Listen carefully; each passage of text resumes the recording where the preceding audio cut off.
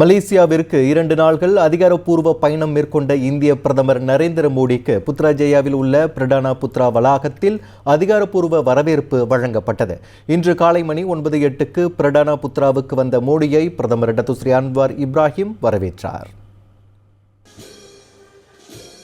இரு நாடுகளின் தேசிய கீதங்களுடன் அதிகாரப்பூர்வ வரவேற்பு விழா தொடங்கியது. பின்னர் நரேந்திர மோடி அரசமலாய் ராணுவ படையின் மரியாதை அணிவகுப்பை பார்வையிட்டார். 2024ஆம் ஆண்டு இந்தியாவுக்கு அதிகாரப்பூர்வ பயணம் மேற்கொண்ட அன்வாரின் அழைப்பை ஏற்று மோடி மலேசியாவுக்கு பயணம் மேற்கொண்டார். தெற்காசிய வட்டாரத்தில் மலேசியாவின் மிகப்பெரிய வர்த்தக பங்காளியாக இந்தியா உள்ளது. 2025ஆம் ஆண்டுக்குள் இரு நாடுகளுக்கும் இடையிலான மொத்த வர்த்தகம் 7,949 கோடி ரிங்கிட்டை எட்டும் என்று கணக்கிடப்பட்டுள்ளது.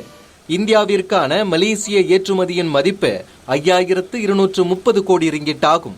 இறக்குமதி மதிப்பு 2,719 கோடி ரிங்கிட்டாக பதிவாகியுள்ளது. மற்றொரு நிலவரத்தில் டத்துஸ்ரீ அன்வார் இன்று புத்ராஜயாவில் உள்ள ஸ்ரீ பிரடானா வளாகத்தில் நரேந்திர மோடியுடன் சந்திப்பு நடத்தினார். இன்று காலை மணி 9:35 அளவில் ஸ்ரீ பிரடானா வளாகத்திற்கு வருகை புரிந்த மோடியை அன்வார் வரவேற்றார். இந்த வருகையின் போது மலேசியாவிற்கும் இந்தியாவிற்கும் இடையில் நடைபெற்ற இச்சந்திப்பில் இரு நாடுகளின் விரிவான வியூக பரிமாற்றத்தை வலுப்படுத்துவதில் முக்கிய கவனம் செலுத்தப்பட்டது. இரு தரப்புக்கும் நன்மை அளிக்கக்கூடிய வர்த்தகம், முதலீடு, தற்காப்பு மற்றும் பாதுகாப்பு, மனிதவளம், சுற்றுலா, தொடர்பு, விவசாயம், கல்வி ஆகிய துறைகளில் ஒத்துழைப்பை உட்படுத்தியும் வட்டார மற்றும் அனைத்துலக பிரச்சினைகள் குறித்தும் இச்சந்திப்பின் போது பேச்சுவார்த்தை நடத்தப்பட்டது. மேலும் முக்கிய துறைகளில் இருவழி ஒத்துழைப்பை மேம்படுத்துவதற்கான இரு நாடுகளின் உறுதிப்பாடாக பல புரிந்துணர்வு ஒப்பந்தங்களும் கையெழுத்திடப்பட்டன. ஊழல் ஒழிப்பு மற்றும் தடுப்பு நடவடிக்கைகள், கடற்படையினருக்கான பயிற்சி தரநிலைகள், சான்றிதழ் மற்றும் கண்காணிப்பு, பேரிடர் நிர்வகிப்பு ஆகியவற்றை அந்த ஒப்பந்தம் உள்ளடக்கியிருந்தது. இதே நிகழ்ச்சியில் டத்துஸ்ரீ அன்வாரும் நரேந்திர மோடியும் 11 புரிந்துணர்வு ஒப்பந்தங்கள் மற்றும் ஆவணங்களை பரிமாறிக்கொள்ளப்பட்டதை பார்வையிட்டனர். இப்புரிந்துணர்வு ஒப்பந்தங்கள் ஒலி மற்றும் ஒலி தயாரிப்பு துறை, பேரிடர் நிர்வகிப்பில் ஒத்துழைப்பு, ஊழலை எதிர்த்து போராடுவதிலும் தடுப்பதிலும் ஒத்துழைப்பு ஆகியவற்றை உள்ளடக்கியுள்ளன. ஐக்கிய நாடுகளின் அமைதி காக்கும் ஒத்துழைப்பு குறித்த புரிந்துணர்வு ஒப்பந்தம் மற்றும் மின்னியல் உபரிப்பாக தயாரிப்பு தொழில்துறை குறித்த குறிப்புகள் உள்ளிட்ட கடித பரிமாற்றத்தையும் இரு நாட்டு தலைவர்களும் பார்வையிட்டனர்.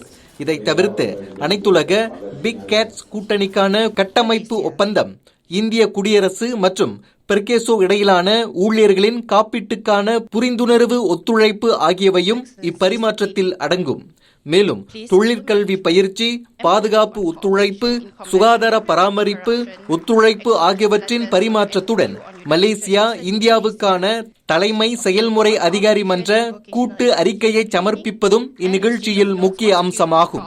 இதனிடையே இந்நிகழ்ச்சியை தொடர்ந்து மோடி மலேசியா இந்தியா இடையிலான உறவுகளின் வலிமையை எடுத்துக்காட்டும் வகையில் நட்பு என்ற கருப்பொருளில் புத்ராஜயா ஸ்ரீ பிரடானாவில் ஏற்பாடு செய்யப்பட்டிருந்த விருந்து நிகழ்ச்சியில் கலந்து கொண்டார்.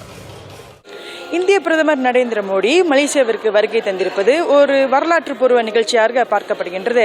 பல ஆண்டுகளாக இரு நாடுகளுக்கும் வர்த்தக உறவுகள் இருந்து வந்துள்ளன. அவற்றை மேம்படுத்துவதற்கு இன்று பல முயற்சிகளும் உறுதிமொழிகளும் மேற்கொள்ளப்பட்டிருக்கின்றன.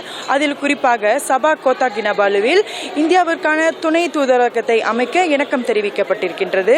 ஆக மலேசியா இந்தியா இரு நாடுகளுக்கு இடையிலான உறவை வலுப்படுத்துவதற்கு இந்த வருகை ஒரு அடித்தளமாக அமைந்திருக்கின்றது. பர்னாமா தமிழ் செய்திகளுக்காக ஒளிப்பதிவாளர் ஃபைரேலுடன் நான் பவித்ரா சுப்பிரமணியம்.